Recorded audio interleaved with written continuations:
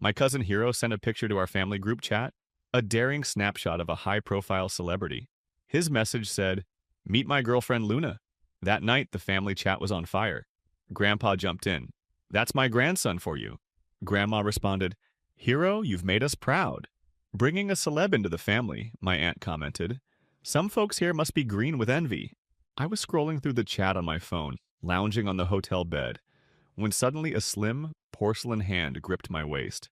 Luna looked at me softly and asked, "Are you taking me home to meet your parents for New Year's this year?" On our way back for the new year, Hiro's BMW and my Toyota crossed paths at the village entrance. Hiro leaned out of his car, whistling. "Well, if it isn't Mike, how long has that old clunker of yours been on the road? This cheap ride guzzles gas and drives like crap. A total waste of money," he mocked. "Not like my BMW, barely 60 grand. It's all about showing up in style." A group of locals who had been hanging nearby quickly gathered to watch. Among them were my grandparents, aunt, uncle, and my parents. One relative, practically glowing with admiration, praised him. "Hiro, you're living the dream, driving such a nice car." Another relative chimed in. "Exactly, this guy's been sharp since he was a kid. Not like my son, who couldn't dream of driving something like that." Everyone joined in, cheering Hiro on while he soaked up the attention. My aunt and uncle wore proud smiles, practically beaming. Grandpa gave me a look, muttering irritably, "Too bad our family only thrived in one branch." Grandma sighed. "Oh, to think they grew up in the same household. Yet the difference is so vast." My aunt and uncle smiled even wider, casting smug looks at my parents, who hung their heads, looking ashamed and awkward. Right then, Hiro tried to ease the tension. "Grandpa, Grandma, don't be too hard on him. Mike is just a low-level employee with no house and no girlfriend, always at everyone's beck and call. Being able to afford an old Toyota is already quite an achievement for him." Hearing this, Grandpa got even angrier and scolded my father in front of everyone. "I told you not to send him to college, but you insisted." Then he went on to grad school. All that education for what? Just to become someone's servant. Look at Hiro. He didn't even finish elementary school and still drives a BMW. Now, that's a life of destiny, but you're Mike. He just wasn't born with that kind of luck. Dad's face turned red, then pale. Growing up, our family wasn't well off, and with my grandparents always favoring my uncle's side, they opposed my going to school every step of the way. Dad had to bear immense financial and emotional pressure to put me through grad school. And even now, Grandpa still criticizes him as though he's some old-fashioned patriarch. Why should I tolerate this? Not only have they given no support as elders, but they've also held us back with endless nagging and criticism. Just thinking about it made my blood boil. Dad is good in so many ways, but he's too blindly loyal.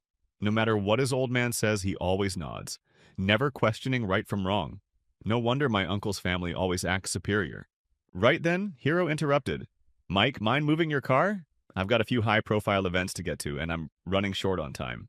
He raised his wrist dramatically, the oversized watch face gleaming in the sunlight. I replied casually, "Cousin, your car is pretty valuable. Better not scratch it." He waved dismissively. "It's just a car.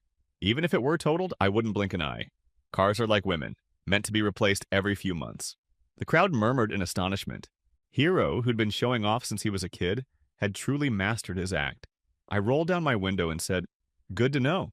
I thought I saw a scratch on the back of your car and was going to mention it." "What? Where?"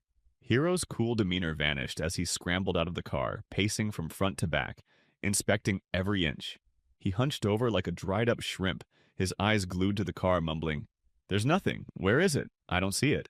Feigning regret, I said, "Oh, I must have been mistaken." He finally caught on and stomped his foot, shouting, "Damn it, you tricked me!" I hit the gas, leaving him fuming as my aunt and uncle's faces turned beet red in the rearview mirror. It was a sight to behold. Since Hiro's public announcement of his relationship in the family chat, the group had been buzzing with curious members asking for photos and juicy details. Tonight, he posted another series of sultry photos of his girlfriend, flooding the chat with exaggerated reactions. "Wow, she's stunning. My grandson really knows how to pick 'em. Our daughter-in-law is a real star. What a perfect match. A couple made in heaven." The screen was filled with well wishes and red envelopes, which I eagerly scrambled to claim. Only after the excitement began to die down did I cautiously ask, "Are these just artsy shots from the internet? Or do you have any candid photos?" As soon as I sent the message, the chat fell completely silent. After a long pause, Hiro replied, his tone dripping with sarcasm. It's normal for some people to be jealous, especially those who've been single for so long they drool over a sewer rat. Know your place. Don't get ideas above your station. There's no chance a toad like you could get a swan. The words were venomous. It seemed Hero had some long-standing resentment toward me, perhaps because of our earlier encounter or because I hadn't fawned over him like everyone else. Either way, his message was meant as an attack, and I wasn't about to take it lying down. Just as I was ready to clap back, I found myself muted by the admin. Really? So that's how we're playing it. Grandpa technically held the admin title, but he barely understood how to use a smartphone. It was clearly Hero's handiwork. Pathetic. Using my dad's account, I wrote in the group, "Hero, be sure to bring her to the family dinner on New Year's Eve. We'd all love to meet her in person. Your uncle's red envelope is already prepared." Then I turned the message into a red envelope, scattering 50 copies in the chat so that everyone would see it. The screen filled with a rain of red envelopes. Hero had no choice but to respond, albeit begrudgingly. Fine, she'll be there. Some people are going to end up with egg on their face. Such big talk. I hadn't even lifted a finger, and I could already imagine the embarrassment on his face when his bluff was called. I really wish I could wake you up with a splash of pee, only if it's yellow enough. The next day, I went shopping with my mom at a newly opened department store in the city. By coincidence, we ran into Hero and my aunt right at the entrance. Hero was decked out in a sharp suit, his hair slicked back in a greasy pompadour. Spotting us, he swaggered over with an air of superiority. "This isn't a place you can afford. The wholesale market in the old part of town is more your style." He scoffed, feigning indignation. My aunt chimed in. Now, Hero, why can't country folk get a glimpse of the city? Just looking doesn't cost a thing." Mom looked embarrassed, shifting on her feet, unsure whether to leave or stay. With a smirk, I asked, "So, what are you planning to buy today, Auntie? It'd be great if you could give us humble country folk a tour of the finer things." She lifted her chin with a haughty smile. "My son's getting me a Gucci bag. It's a luxury brand from abroad, one some people could never afford in a lifetime." I replied, "All the more reason for us to see it." With that, I took my mom's arm and we followed Hero and my aunt into the store. The Gucci boutique dominated the center of the floor, its massive logo displayed prominently. The store was lavishly decorated for the holiday, exuding luxury. Seeing the line stretching out the door, my mom tugged at my sleeve, whispering, "Maybe we should just go, it's too much." A security guard approached, annoyed. "Are you lining up or what? Don't block the entrance." Hero sneered, "Know your place. Not everyone's got the right to just walk in here." Mom's face flushed with embarrassment, and she tried to turn away. At that moment, a sales associate in a tight, body-hugging dress and flawless makeup emerged from the store. She lit up when she saw me and greeted me warmly. "Mr. Lee, what a surprise. You should have told us you were coming so we could have prepared for you." I nudged my mom forward and said, "Just out shopping with my mom. Could you help her pick something nice?" The associate eagerly ushered my mom in, saying, "Please come in. Feel free to try anything you like." Hero was so stunned his jaw practically hit the floor, and he instinctively followed us inside. The associate raised her hand, stopping him. "Sir, please join the line in the back." Outraged, he pointed at me and asked, "Why doesn't he have to wait?" The associate replied, completely composed, "Mr. Lee is one of our esteemed VIP clients, so he's entitled to our highest level of service." Hero scoffed. "Him? A VIP? Impossible, he's just a broke nobody." Ignoring his protests, the associate escorted my mom to the spacious VIP lounge. Meanwhile, Hero's face turned as black as coal. I sipped the afternoon tea provided by the staff, watching as Mom tried on clothes. The sales associate brought out the latest seasonal styles. At first, Mom felt a little self-conscious, but gradually she began to relax and enjoy herself. After trying on clothes, she moved on to shoes, with the associate kneeling to explain the details of each shoe's material and design. My aunt's glare at Mom was practically venomous. Half an hour later, I took out a black card and signaled the associate to ring up the purchase. As we exited the VIP room, we spotted Hero and my aunt, who were still in the crowded section, browsing the bags, folding my arms. I approached them and asked, "Still haven't found one you like?" My aunt turned, and seeing Mom holding several branded bags, her expression changed instantly. The associate picked up a black and gold Gucci clutch from the display and held it up for my aunt, saying, "Ma'am, this one would look perfect on you. Consider it." My aunt glanced at Hero with anticipation. Hero checked the price tag and, looking embarrassed, stammered, "Ah, it's way too dull for you." The associate recommended a few other trendy colors, but he dismissed each one. Eventually, he settled on a tiny round clutch and, in an overconfident tone, told the associate, "This one will do. Wrap it up." I couldn't help blurting out, "Isn't this one also black? But there's a difference. This one's $1,000. That one's 10,000." The crowd around us fell silent. Hero shot me a murderous look. I pointed to the price tag. "But there's a difference. This one's $1,000. That one's 10,000." Everyone turned to look at Hero, whose expression looked like he wanted to devour me. Unfazed, I continued, "Actually, could you wrap that black and gold Gucci clutch up? My mom would look great with it." The associate eagerly agreed, throwing a not-so-subtle glance in Hero's direction. Hero glared at me, his eyes nearly popping out of his head. I took my mom's arm and we left Gucci laden with bags. Mom looked pleased, but also a bit worried. She asked, "Son, these things aren't cheap. You must have spent quite a bit, right?" I replied casually, "Not really."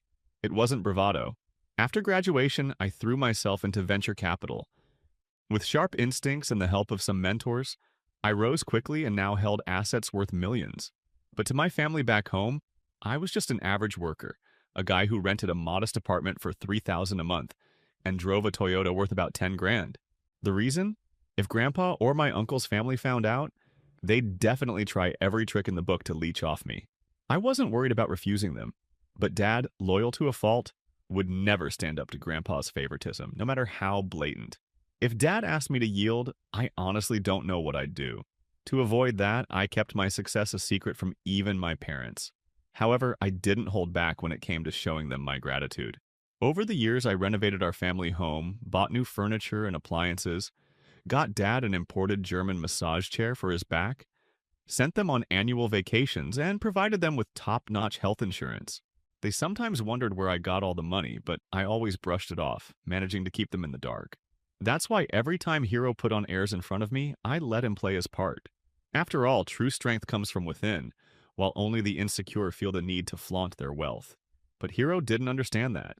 Fuming, he caught up to me and sneered, "You must be going all out to put on this show. Bet you maxed out your credit card." Seeing his indignant expression, I felt nothing but disdain. I replied, "I have no idea what you're talking about. And as for credit cards, I don't use them. Living beyond my means isn't my style." With a scoff, he retorted, "Oh please, without credit, where'd you get all that money? Blowing tens of thousands in just a few minutes. Quit acting like you're some rich guy when you're just a broke loser." Exasperated, I turned to leave, but he only got louder, playing it cool. Let's see if you don't sneak back to return all that stuff later. Just some advice, trying to be someone you're not. Only works if you've got the luck to back it up. Even from far away, his voice carried, lingering unpleasantly in the air. Soon, New Year's Eve dinner arrived. My grandparents' 3 brothers, 2 sons, 2 daughters, and several elder relatives from the village filled the house, 3 tables packed with dozens of people. As the gathering warmed up, Hero bustled around, offering cigarettes, drinks, and business cards to each elder, igniting a storm of flattery. Amazing! Hero's come so far, he even has business cards. My aunt gushed. "Exactly, not just anyone gets to print business cards," added another aunt. Grandma replied, "Hero's always been the brightest of the kids. He's the only one who can earn a living." My aunt chimed in. "Just a few days ago, he bought me a Gucci bag for over $1,000. I didn't even want it, but he insisted. This kid really doesn't know how to budget." My second aunt sighed. "Gucci? Wow. My daughter says her boss's wife carries that brand." "Hero is such a filial son," added another relative. Looking at the business card in my hand, I noticed it read, "Three Bulls Influencer Agency. Renowned live streamer. 3 Bulls." Why did that name sound so familiar? I texted my assistant to check up on the company. My assistant replied, "Mr. Lee, it seems you've forgotten your own investments.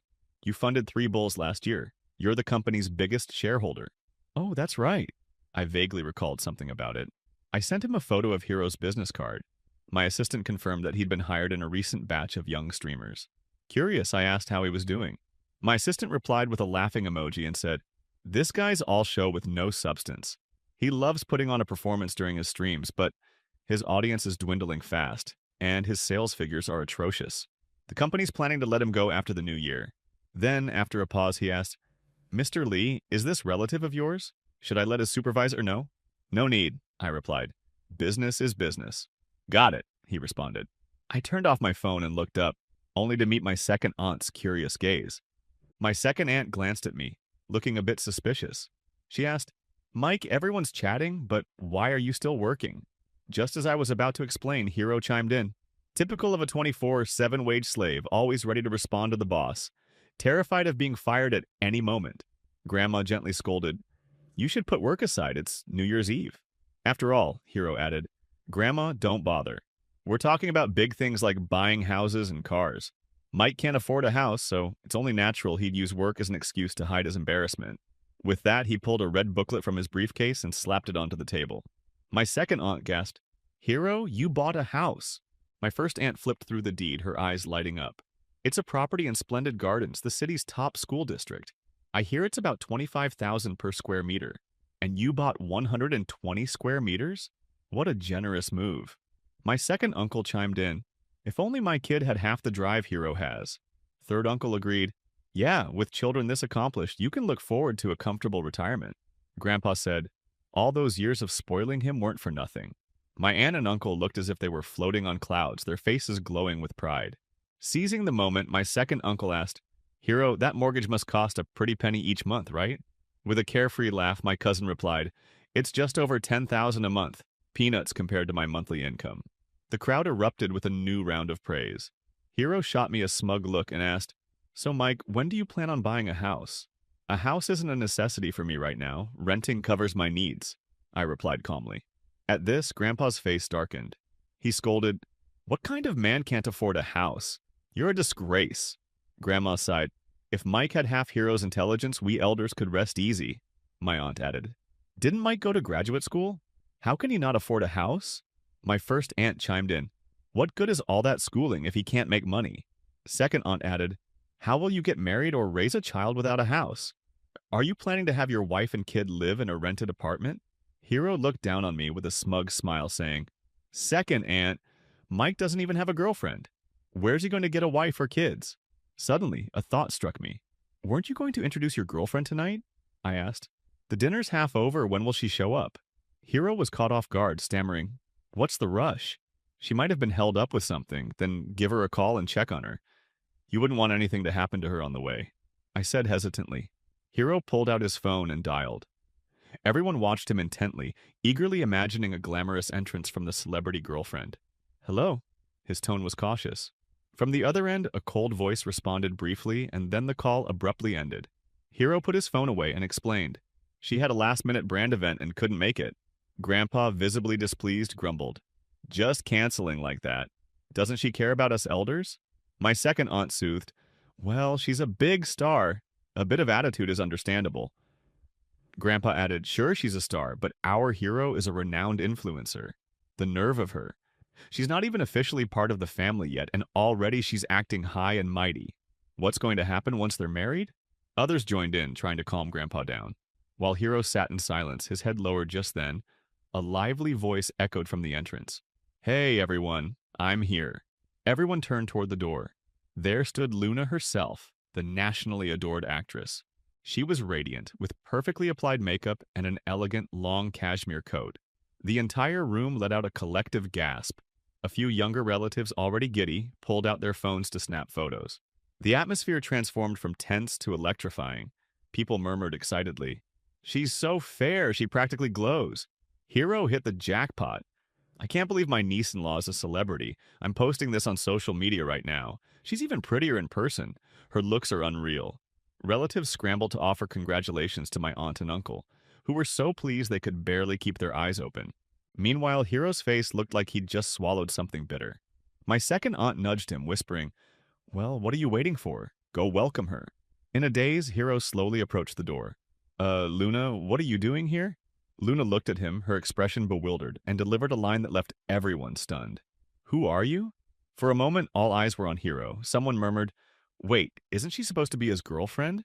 Why does it seem like she doesn't know him at all?" Hero heard it too. His face flushed with embarrassment that he could barely lift his head.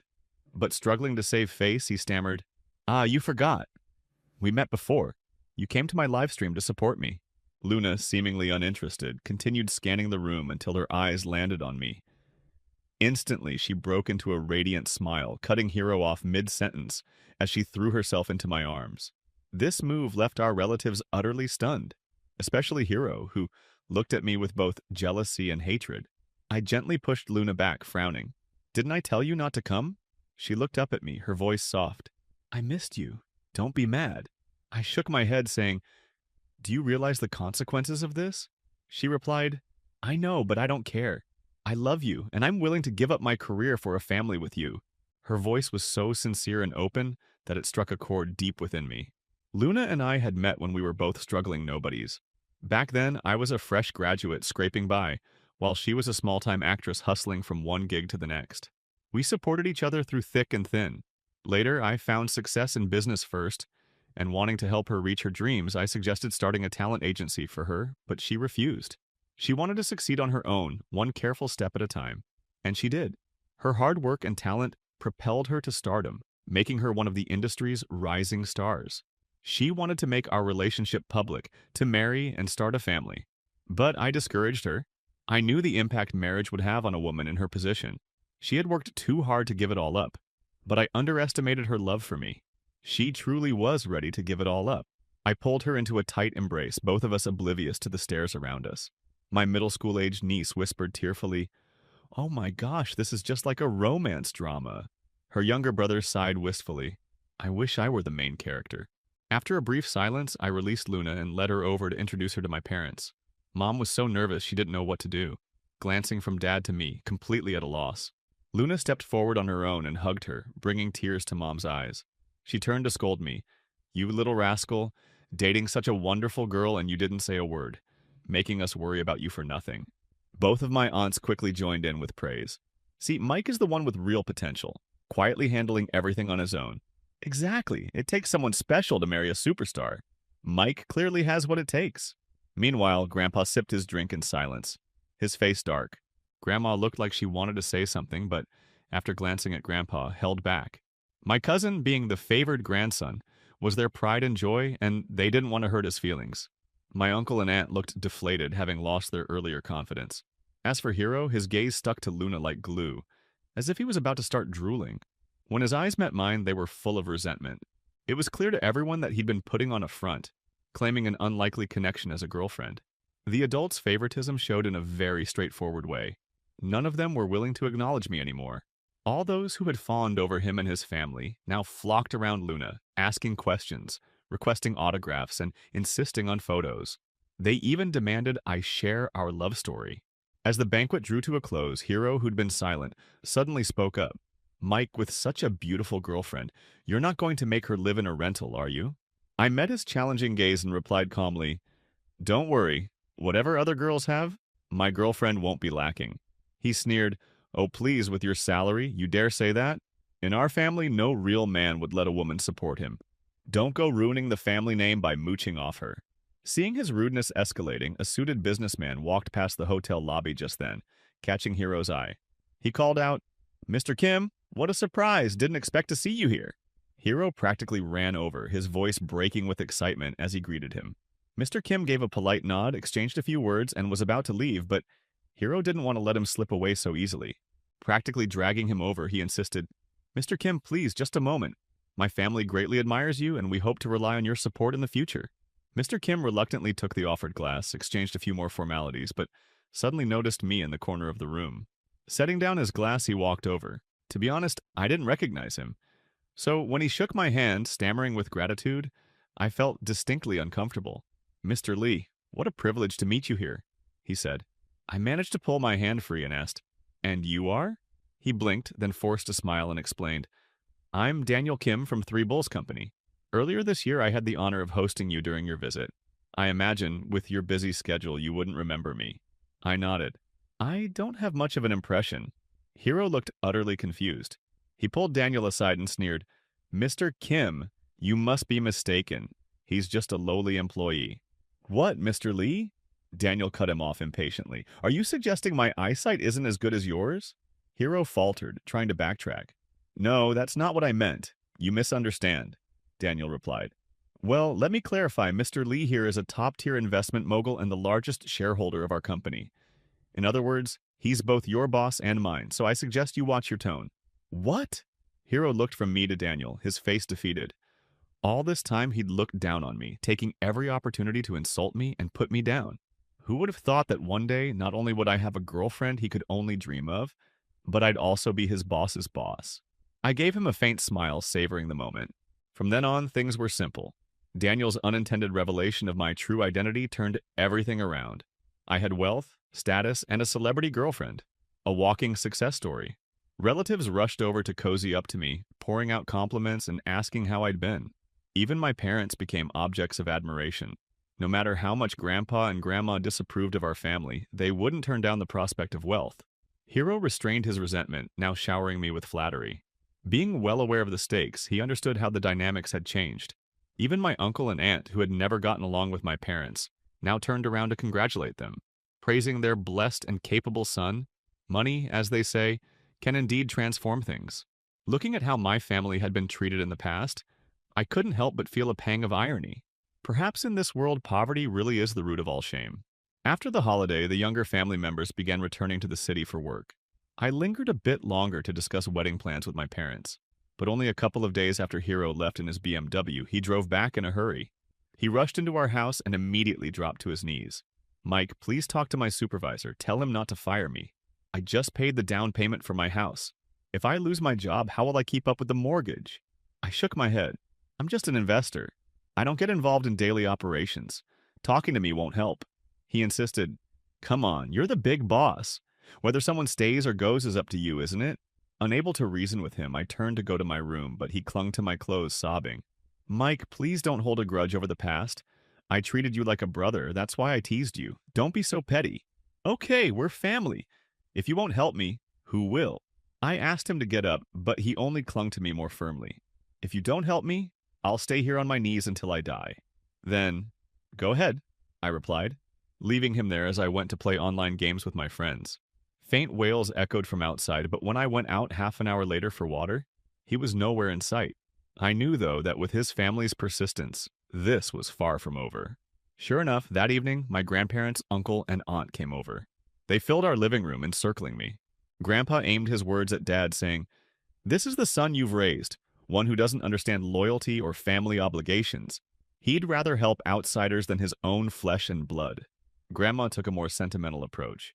"You're his uncle. You've watched him grow up. If you don't help him, who will? All it would take is a word from you. Can you really stand by and watch him struggle?" My aunt hugged my mom, sniffing. "Our hero is a good kid, just too honest. He must have unknowingly offended someone at work, or he wouldn't be let go like this." After everyone had spoken, both my parents looked at me expectantly, waiting for me to make a decision. I showed them my earlier conversation with my assistant.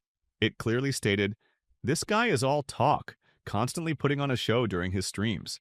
His fan base is shrinking fast, his sales numbers are terrible. The company plans to cut him after the new year." Parents often see their children through a rose-tinted lens. My aunt, who had just praised her son's honesty, fell silent after reading it. I thought they'd finally let the matter go, but a parent's love knows no limits. Grandpa and Grandma were as biased as ever, so when they couldn't sway me, they set to work on my dad. He droned on about filial piety and family honor, making me yawn. "Dad, I'm going to bed," I said, leaving Grandpa fuming, his face red with indignation. The next morning, Dad, looking worried, pleaded with me. "Son, if it's not too much trouble, why don't you help your cousin out?" I knew Dad's dutiful heart had been stirred up by Grandpa again, so I firmly said, "Dad, leaving aside how this would violate company policy, even if it were entirely permissible, are we obligated to help them? Think about all the times Uncle's family has treated us badly. Every challenge we've faced, they've either turned a blind eye or actively made it worse. Have they ever shown us kindness? If they weren't desperate now, would you hear a single good word from them?"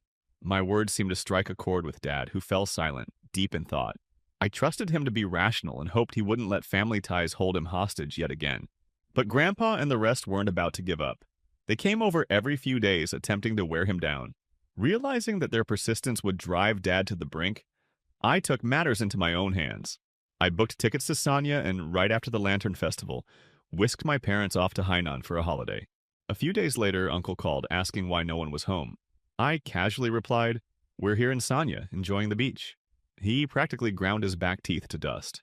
Over a month went by without incident, until one day, Dad got a call from Grandma. She claimed that Grandpa had suffered a stroke and was in the hospital. Dad panicked, packing his things to rush home. I tried to stop him, reminding him how fine Grandpa had been before we left, showing no signs of illness. But Dad insisted, "Your grandma told me herself. Why would she lie about something so serious?" Knowing it was useless to argue, Mom and I accompanied Dad back to our hometown.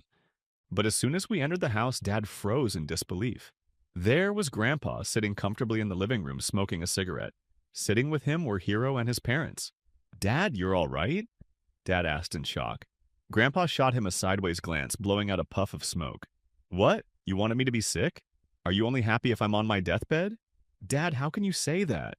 "I'd never wish harm on you," Dad replied. Grandpa snorted. "Everyone else has been worrying themselves sick over here, and you're off on a beach vacation. You've sure learned how to live it up." Dad started to explain, but Grandpa motioned to Hero, who pulled a set of documents from a drawer and slapped them onto the table in front of Dad. Dad glanced at them and asked, "What is this?" Grandpa replied, "A property transfer agreement. Once Mike signs this, you can stop worrying about Hero's job." As Dad stared in disbelief, Hero smirked and clarified, "I did some digging. Mike has assets in the billions. As his older cousin, taking $5 million off his hands isn't asking too much." Finally, the meaning of it all sank in. Dad looked at Hero's smug face and tore the papers into shreds, shouting, "Are you insane? My son's hard-earned money is his own. Not a single penny of it is yours." With that, Dad turned to leave. At this, Grandpa roared, slamming a hand on the table so hard that dust fell from the shelves. "You ingrate! If you don't sign those papers today, don't consider yourself my son." Dad responded with a cold laugh, his voice steady and resolute. "This will be the last time I ever call you Dad. You were never a good father, and you're certainly not fit to be one." He paused at the door, looking back once more. "I expected to feel sad, but I only feel a sense of relief. Isn't that interesting? There's no pain worse than realizing you're unwanted by your parents. But looking back, I realize you've never really cared. We should have severed ties a long time ago. While we were in Sanya, I'd secretly bought a seaside villa for my parents. I'd planned to tell them about it sooner, but I was worried Dad would be too attached to the past to make the move. Now, with Dad having taken the step to break free, it seemed the right time. I handed them the keys to their new home. On the day we left town, my second uncle came over to convince Dad, saying, "The old man's just waiting for you to apologize. Just say you're sorry and move on." Dad chuckled and replied, "Why don't you tell him to apologize to me?" "Not that it matters. I won't be coming back." It's often said that parents and children spend their lives waiting for each other to apologize, but I felt Dad had moved beyond needing that. Eventually, Luna and I married with my parents as our witnesses. We were truly happy, and Luna didn't have to give up her career. In the early days, she faced setbacks as fans turned away and criticized her. I reminded her not to get trapped by the ups and downs, but to stay grounded and focused on her craft. Not long after, her career saw a revival. She won multiple awards and earned a loyal fan base of dedicated supporters. I haven't seen Hero's family since, but every now and then, I hear bits of news about them. After Hero was fired, he couldn't find another high-paying job. His new home was repossessed, auctioned at a loss, and he eventually gave up on work altogether, spending his days gaming. Not long after, he got hooked on online gambling, borrowing from shady lenders to finance his habit. His BMW was sold to cover his debts, and eventually his parents had to sell their home as well. Now they're all packed into Grandpa and Grandma's old house. My uncle quit his job to monitor Hero, taking shifts with my aunt to make sure he didn't gamble. Sometime later, Mom told me that Grandpa had finally called Dad, hoping they could reconcile. Dad, however, turned him down. He had let go of the past, though he still sent monthly support payments to Grandpa and Grandma, just enough to meet the legal minimum. Now, that's the only thing left.